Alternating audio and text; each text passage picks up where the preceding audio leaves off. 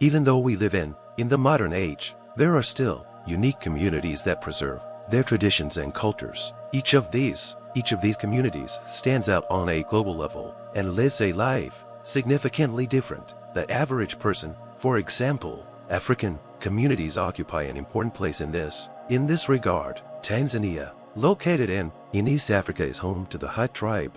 The uniqueness of this tribe lies in the fact is that even in modern times they continue to rely on hunting and gathering for survival. They do not feel connected to the modern world and continue to live a tribal lifestyle. The Rena Arusha in Tanzania is located in the northern part of the country, which is largely rural and filled with Africa's iconic wildlife and local tribes. Modern life in the country is largely centered in the capital city of Dar es Salaam, located in the central region, Tanzania, and the coastal towns such as like Dar es Salaam and Zanzibar.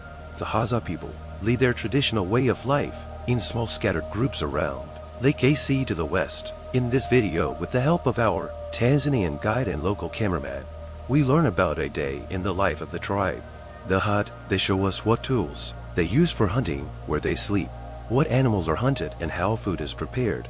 A new day starts early in the morning. The tribe has made his bed under a big rock and is going to start the day with a hunt. Despite the tribe's tribalism, the Suki, the official language of Tanzania, they also have their own language, which they call Hadza, and which they use amongst themselves. For example, you can hear their language when they greet our team. They speak loudly and often use clicking and clucking of the tongue to convey different meanings. As our first impressions are forming of them, we notice that some of them dressed in jeans and t-shirts like normal people.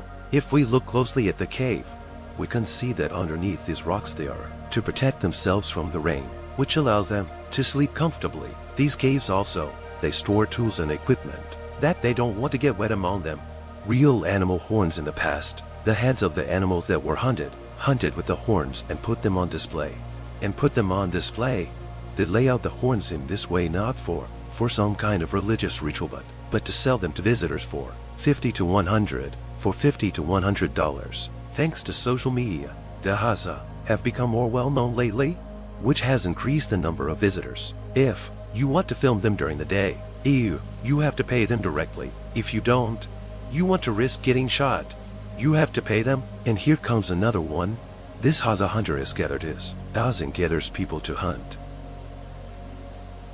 Hadza, 20 to 30 people in each group, have their own families with wives, husbands, and children. Some families live in stone shelters, others build temporary dwellings out of tree branches. There is no an established tribal leadership or hierarchical structure. All decisions regarding their life cycle they make on the basis of collective agreement, and none of them, they have no superiority over the other. They just show a little more respect to their elders and listen to their advice. Hunting is their primary means of survival, is what they do almost every day. Although they have adapted as much as possible to life, they rely on the help of dogs when a person's hunting abilities prove to be insufficient. These dogs are bred and play an important role in their survival. In essence, there's a symbiotic relationship dogs possessing. With a keen sense of smell, they pick up odors imperceptible to humans and thus guide the hunt. Then the hut guard the prey, and as a result the dogs harrass through cooperative hunting. A typical Hadza hunting crew consists of at least 5 men, and the number of dogs they take with them is proportional to the size of the group, and often up to 5 before they set out. They showed us their bows and arrows. They make different types of arrows for different animals. Some arrows are thin and sharp, others thick and more cutting. For smaller animals like baboons, the thin arrows are good. For larger animals like wild boars and deer require thicker and sharper arrows.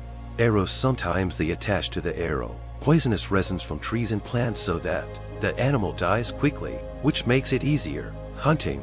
Their bows are usually as tall as an adult of a human being, which allows the arrow to reach great distances.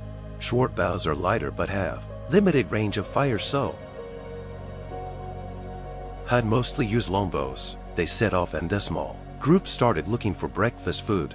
The Hut people use mostly honey collected by nesting bees and nutritious plants that they they gather in the wild, and they also get a significant amount of energy from natural honey, which is considered one of their favorite foods.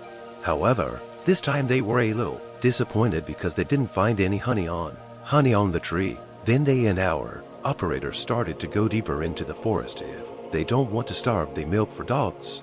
It's also important to note that although the Hadza lead a sedentary lifestyle in their territory, they make seasonal migrations to more harvest regions during the fruit growing seasons. You may not find them in the same area all year round. As we kept walking among the trees, the lush green branches bring to mind Naya's thieves. When we came to the open countryside, we were greeted by Hadza Lake.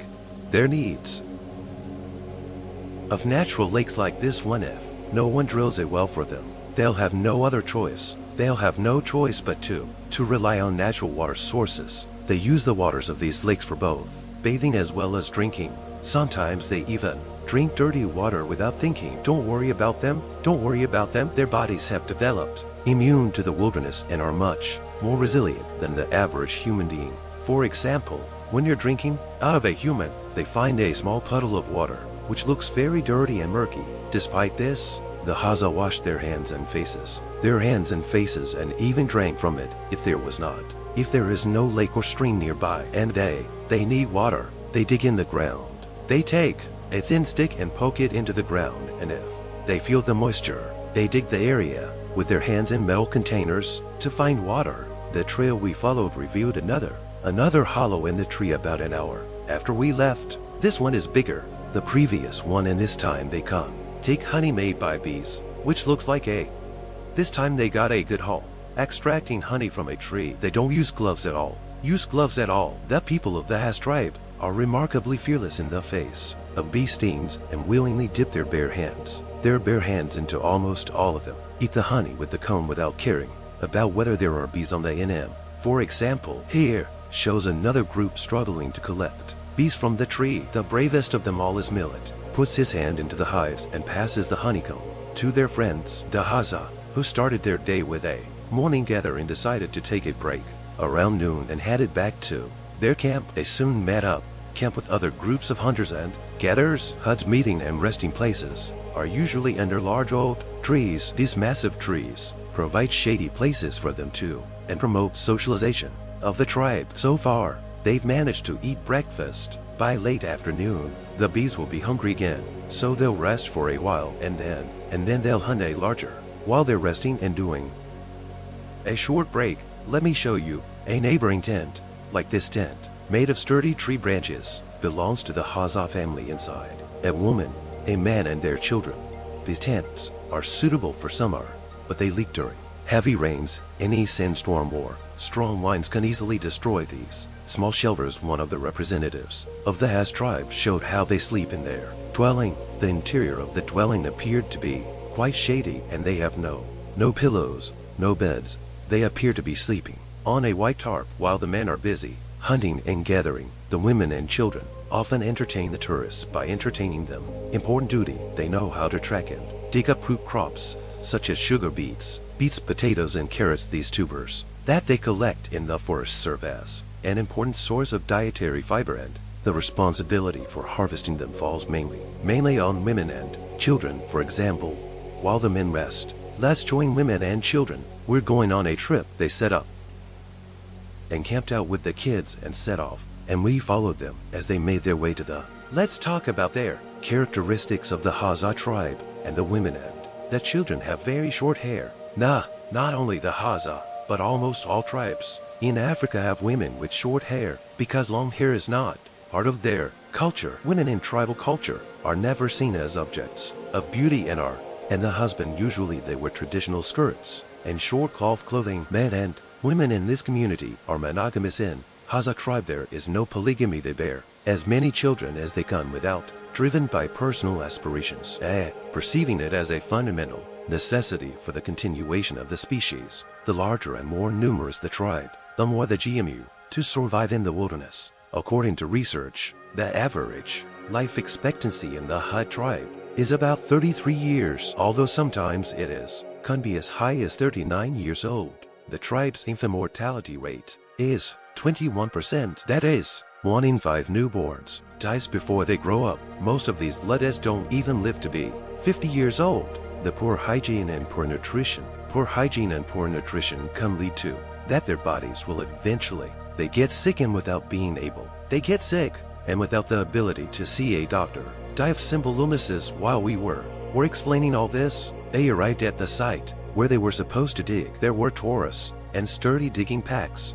a cluster of sharp-pointed plants. The plant looks like an onion, but this unusual plant underneath the ground, it has a fruit that will feed them and provide fiber. The children worked together, taking turns resting for half an hour or so. They dug with sticks, digging. When they got tired, another child from the group would take over, and they would be very close to the fruit, and soon they pulled the first of them out of the ground and started digging with his hands to get it out. That's the happy moment. Baby had plucked the fruit from the root and showed it. We who were hungry started to eat the fruit as soon as it was pulled out of the ground. The child ate the fruit with great appetite, and not only because he was hungry, but also because he seemed to like it. Yes, it must be an onion. One of the women peeled an onion and ate it with great appetite. Our guide explained that in these Kolo, but in Hadza, they eat these fruits not only to fill their stomachs but also to fulfill their water needs. Of course, among these, there is no hierarchy among these women gatherers. They find a source of food. They happily together the fruit. However, when it comes to sharing, disagreements can arise. For example, these 3 women suddenly get into a verbal and physical fight. They have a disagreement over how to divide the collected bounty. Luckily, the dispute didn't break out, and they gave up part of the woman in the back and sent her away. That's the woman who was cursing. She and her children used to fill cloth bags of food. She's done a very good job with her 2 kids. She's got over 5 tubers of fruit, and the cloth bag on her shoulder is already full. This woman sitting on the ground a little sad because she didn't pick enough fruit. The shoulder bag looks very empty, and she is sitting on the ground with her baby. She's probably gonna be embarrassed when she gets to camp. She'll be embarrassed in front of her husband. Maybe they'll have a big fight. Our guide is comforting her a little with his hand, but she looks very sad and depressed. The woman with the most food was Ira. It's worth noting that in the Hadza tribe, men prefer to marry strong, broad-shouldered women with big feet, whereas in modern society, men favor feet and trim. Wives, strength and dominance are considered. The deciding factor is this moment of gathering clearly demonstrates that the strongest woman collected more food and will bring more home that same day. Another group of women went to pick berries from the branches of the trees to pick berries like wild choni. They appear to be performing this task together. The Hadza tribe does not act in isolation. Rather, teamwork and cooperation is a prerequisite for their survival. Even the elderly, men with skillful hands and feet, help the women to harvest the crops. Dinner. The men again prepared bows and arrows to hunt a bigger, larger animals. This time they were joined by a group of 4 young, and the group grew even larger. They had to get at least a deer or a stag. To get at least a deer or a wild boar, they set off before nightfall, and we followed them. The dogs often tracked odors and guided the hunters based on the odors that day, picking up in the open countryside and forests, sometimes traveling up to 10 kilometers a day in search of prey. Each of them an nimble and athletic man capable of drawing a bow and, in a matter of seconds, to draw a bow and release an arrow.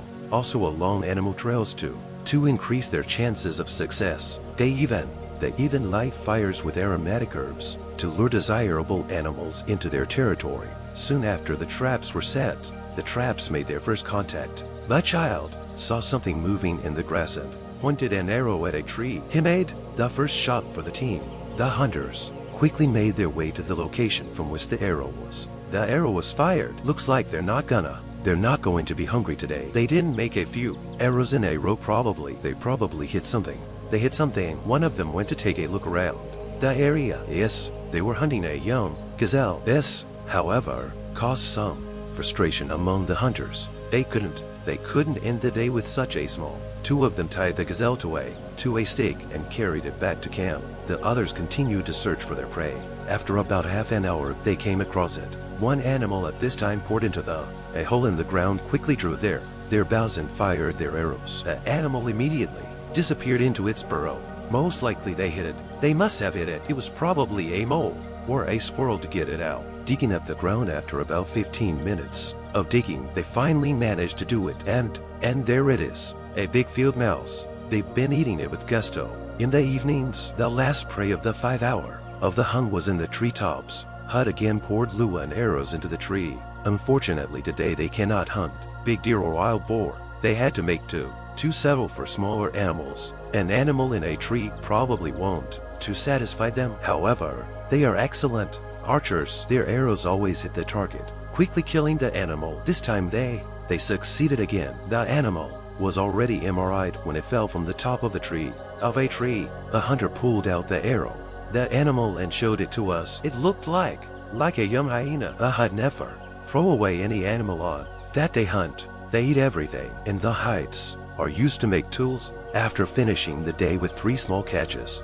the hunters returned to camp where they were in for a surprise. Another group that we didn't have successfully hunted a large gazelle, and they carried it by its legs back to kept in the tribe. When a big gazelle or boar is harvested, the hunters are proud to carry it on their shoulders. On their shoulders, a man from the Hud tribe stands out with his catch and considers it as a source of pride. They like to show off their strength, especially as a demonstration for, said the group hunting the lice. On gazelle put her in one of their tents to rest after their evening meal. Gazelle's meat is tender and cooks quickly on the fire, over a fire, enhancing the flavor and pleasure of the meal. The women gathered around gazelle. So, the dinner menu has been decided. Soon they will skin the gazelle, and the women will cut it into pieces. Skinning an animal is an easy task for the human race. They are not only skillful hunters, but also skillful muskies. One of the hunters seemed to be very hungry and tore off a piece of the animal to eat it raw.